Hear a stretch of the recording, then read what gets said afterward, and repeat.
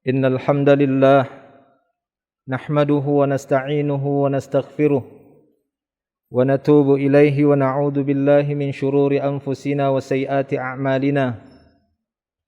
Man yahdihillahu fala mudhillalah wa man yudlil fala hadiyalah. Ashhadu an la ilaha illallah wahdahu la syarikalah wa ashhadu anna Muhammadan abduhu wa rasuluh. Allahumma salli wa sallim ala Rasulillah nabiyyina Muhammadin sallallahu alaihi wasallam wa ala alihi wa ashabihi wa man tabi'ahum bi ihsanin ila yaumiddin. Wa qala Allah ta'ala ya ayyuhalladzina amanu taqullaha haqqa tuqatih wa la tamutunna illa wa antum muslimun, amma ba'du. Ma'asyiral muslimin rahimani wa rahimakumullah. Alhamdulillah, kita bersyukur kepada Allah Subhanahu wa taala atas segala karunia dan nikmat-Nya. Kita bersyukur kepada Allah Subhanahu wa taala yang masih memberikan inayah kepada kita semua, sehingga pada hari ini, sampai hari ini, dalam kondisi dan suasana seperti ini, kita masih diberikan kesehatan oleh Allah Subhanahu wa taala.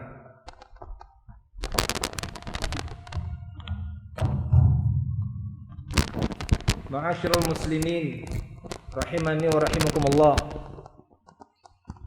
Tidak lupa pula salawat dan salam kita ucapkan dan kita tujukan untuk Nabi kita, Nabi Muhammad sallallahu alaihi wasallam.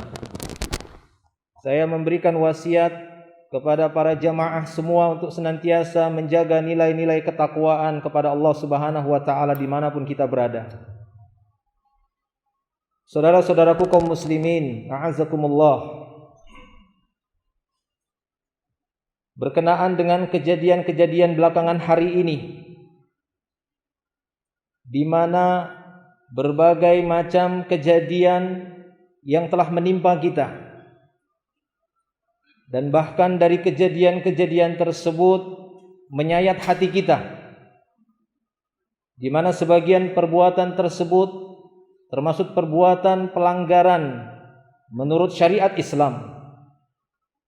Di antaranya bentuk-bentuk pelecehan, penghinaan terhadap Islam, terhadap Allah Tabaraka wa Ta'ala, terhadap agamanya, ayat-ayatnya, terlebih lagi kepada nabinya, Nabi Muhammad sallallahu alaihi wasallam.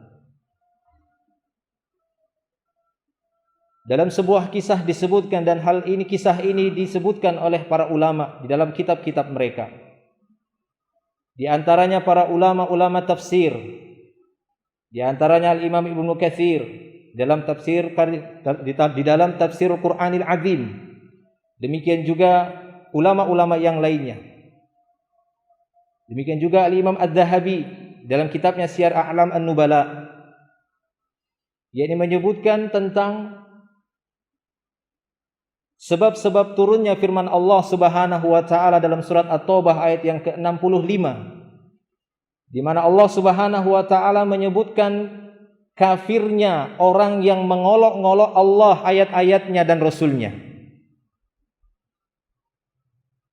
Turunnya ayat ini dilatar belakangi dari sebuah kejadian di masa Nabi sallallahu alaihi wasallam. Imam Az-Zahabi membawakan riwayat salah seorang di antara mereka adalah Wadi'ah bin Thabit dan beserta teman-temannya, di mana di antara mereka mengatakan, ma ra'aitu mithla qurra'ina haula'i arghabu butunan wa akdzabu alsunan wa ajbanu 'inda liqa. Kata mereka, atau di antara mereka berkata, aku belum pernah melihat semisal qori kita ini, yang mereka maksud adalah sahabat-sahabat Rasulullah sallallahu alaihi wasallam. Mereka ingin mengolok-ngolok sahabat Nabi, bukan Nabi. Bukan Nabi yang mereka olok-olok, tapi sahabat-sahabatnya saja. Kata mereka, ma ra'aitu mithla qurra'ina. Kami belum pernah melihat semisal qari kami ini, karena para sahabat umumnya adalah qari Al-Quran. Qari pada waktu itu adalah penghafal, bukan sekedar pembaca. Qurra. Lalu apa kata mereka?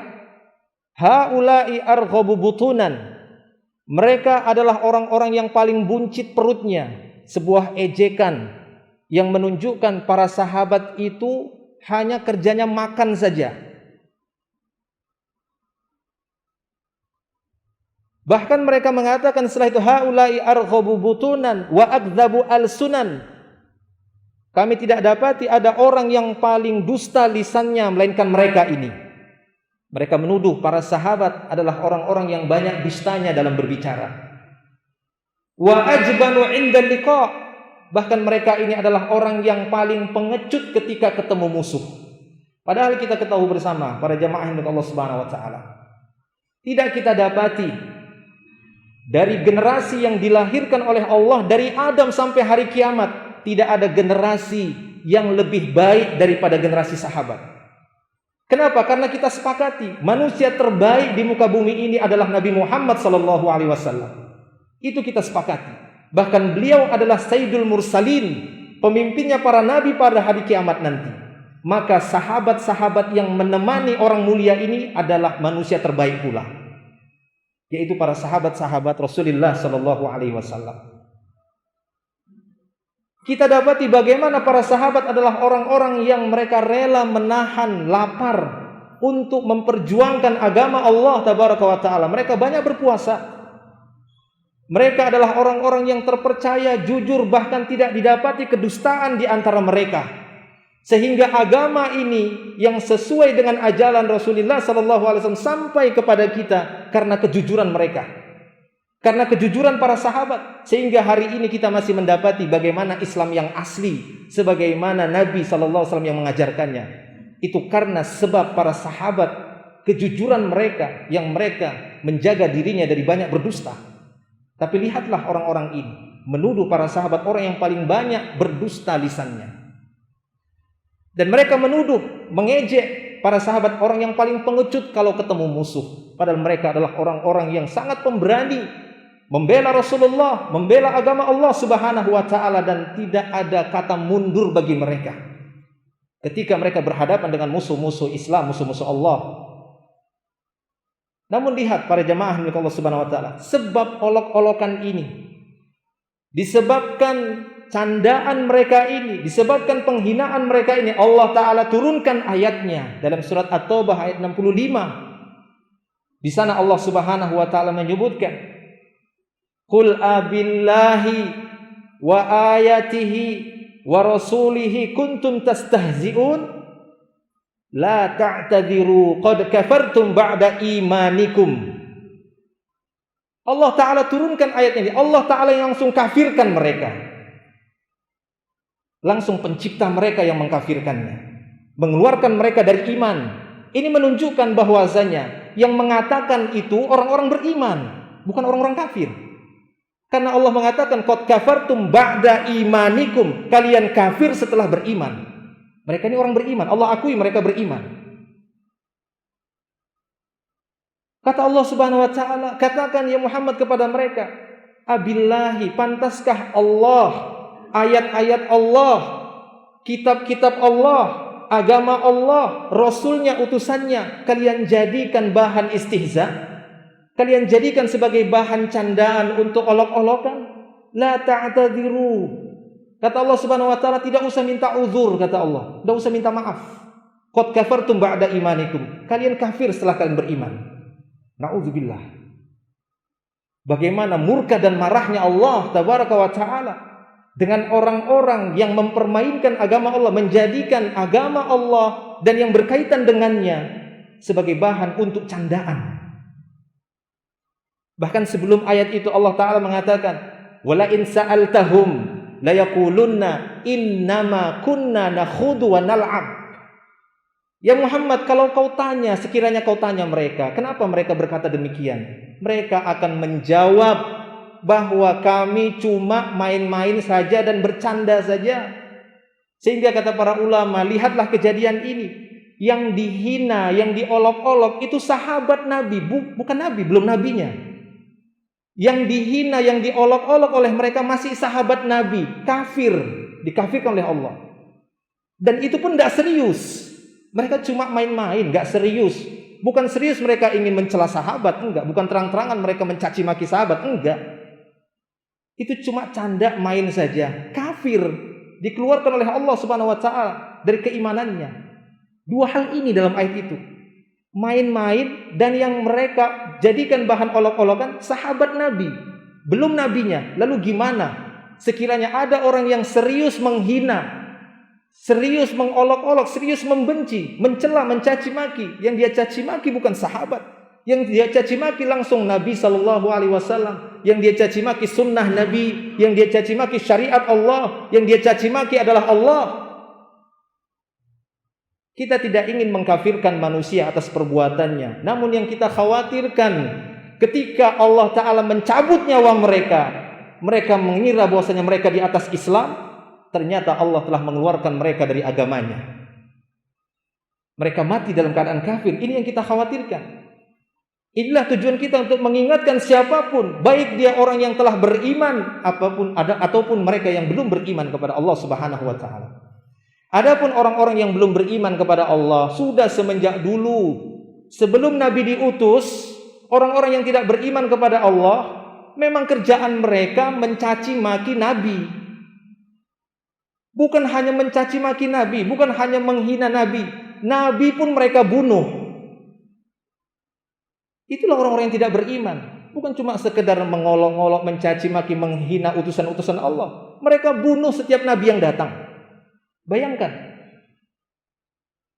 Dan itu banyak disebutkan oleh Allah Subhanahu wa taala dalam ayatnya, dalam surah Al-Baqarah, dalam surah Ali Imran. Di antaranya dalam surah Ali Imran ayat yang ke-21. Allah Subhanahu wa taala berfirman, "Innal ladzina yakfuruna biayatillah wa yaqtuluna an-nabiyyina bighairil haqq wa yaqtuluna alladzina ya'muruna bil qisti minan nas fabashshirhum bi'adzabin alim. Ulaika alladzina habitat a'maluhum fid dunya wal akhirah fama lahum min nasirin." Kata Allah Subhanahu wa taala, sesungguhnya orang-orang kafir yang tidak mengimani ayat-ayat kami, yang suka membunuh para nabi dan membunuh orang-orang yang mengajak kepada bersikap adil, kabarkan kepada mereka bahwa mereka akan mendapatkan azab yang pedih. Merekalah orang-orang yang akan terhapus amal-amal mereka di dunia dan di akhirat. Habitat a'maluhum fid dunya wal akhirah wa ma lahum minan nasirin. Dan mereka tidak memiliki penolong, satupun penolong yang akan menolong mereka di hadapan Allah tabaraka wa ta'ala. Saudara-saudaraku kaum muslimin yang dimuliakan Allah Subhanahu wa ta'ala, kita tidak membeda-bedakan antara satu nabi dan nabi yang lainnya. Bahkan kata para ulama kita, dan ini merupakan i'tiqad ahli sunnah wal jamaah, kewajiban bagi orang-orang yang beriman kepada Allah dan kepada Rasul-Rasulnya, kita imani semua itu utusan-utusan Allah, nabi dan Rasulnya. La nufarriqu baina ahadim minhum wa nahnu lahu muslimun. La nufarriqu baina ahadim mir rusulih. Dan ayat yang semisal ini disebutkan oleh Allah Ta'ala dalam ayatnya, dalam Al-Quran. Kita tidak membeda-bedakan. Sehingga kata para ulama, siapapun nabinya yang dicela oleh manusia yang dia menyatakan iman, maka dia kafir. Dan ini ijma' sepakat para ulama. Baik Nabi Musa yang dicela, yang dihina, baik Nabi Isa yang dicela atau dihina, atau nabi-nabi yang lainnya, atau Nabi Muhammad sallallahu alaihi wasallam, ijma' para ulama, orang tersebut keluar dari keimanannya, keluar dari Islam ketika dia telah beriman kepada Allah Subhanahu wa taala. Adapun yang khilaf para ulama, berselisih para ulama, adalah seorang yang mencela nabi kemudian bertaubat. Khilaf para ulama. Sebagian mereka mengatakan bahwasanya seorang yang mencela utusan Allah, seorang yang mencela nabi ataupun rasul, seorang yang mencela Nabi Muhammad sallallahu alaihi wasallam secara khusus, sebagian ulama mengatakan tidak diterima taubatnya sekalipun dia bertobat. Tapi sebagian ulama yang lain mengatakan tetap diterima taubatnya, karena taubatnya itu, yang menerima taubat itu adalah Allah. Allah Tawwab. Allah Ta'ala menyebutkan dalam banyak ayatnya bahwasanya dia menerima taubat. Akan tetapi mayoritas dan hampir rata-rata para ulama, orang yang mencela Nabi walaupun dia dinyatakan telah bertobat, taubat dia antara dia dan Allah Subhanahu wa taala. Adapun bentuk pelecehannya, adapun bentuk penghinaannya kepada Nabi, khususnya kepada Nabi Muhammad sallallahu alaihi wasallam, maka dia tetap harus dibunuh ketika seorang mencela Nabi sallallahu alaihi wasallam ataupun nabi yang lainnya. Kenapa? Karena Allah Subhanahu wa taala Maha hidup.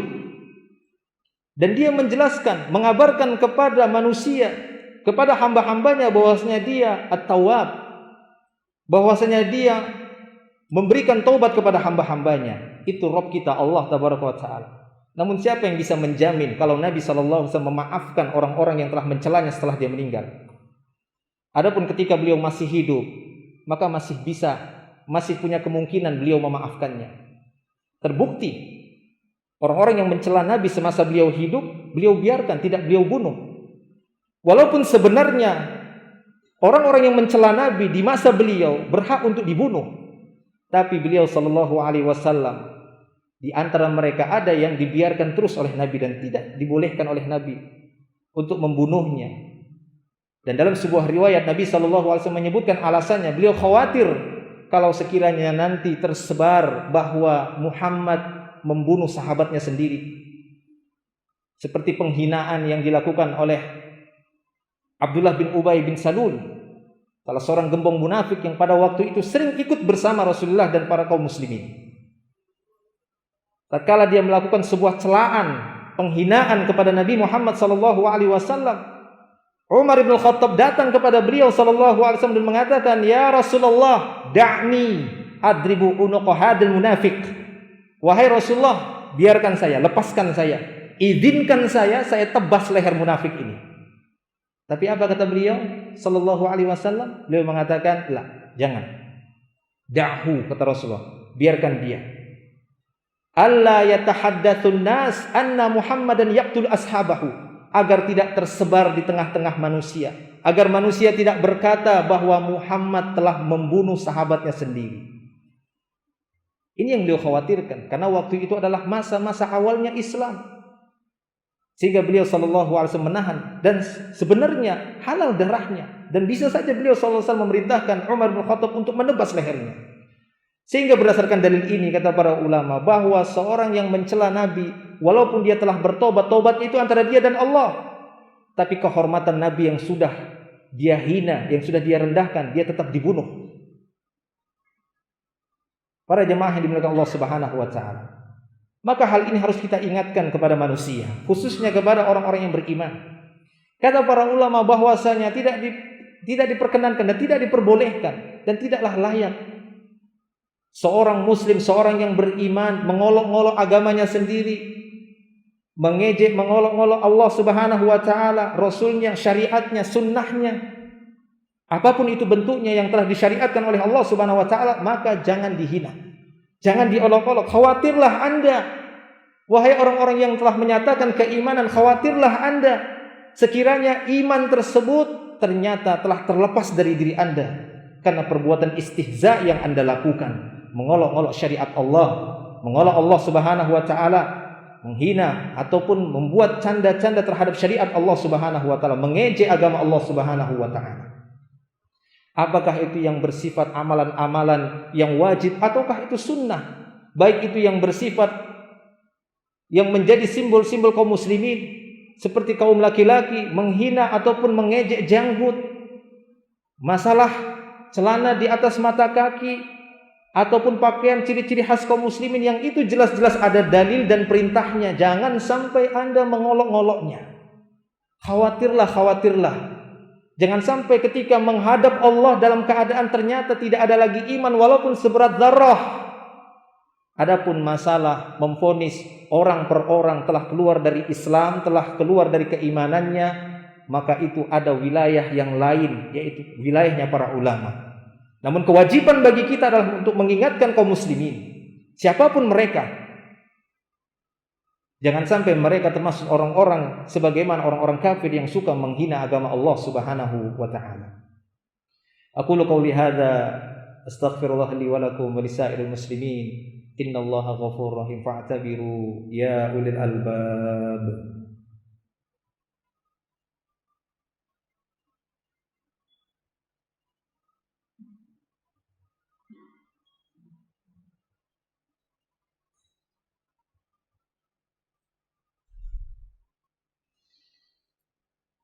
Alhamdulillahi rabbil alamin, wassalatu wassalamu ala asyrafil anbiya'i wal mursalin, wa ala alihi wa ashabihi wa man tabi'ahum bi ihsanin ila yaumiddin, amma ba'd.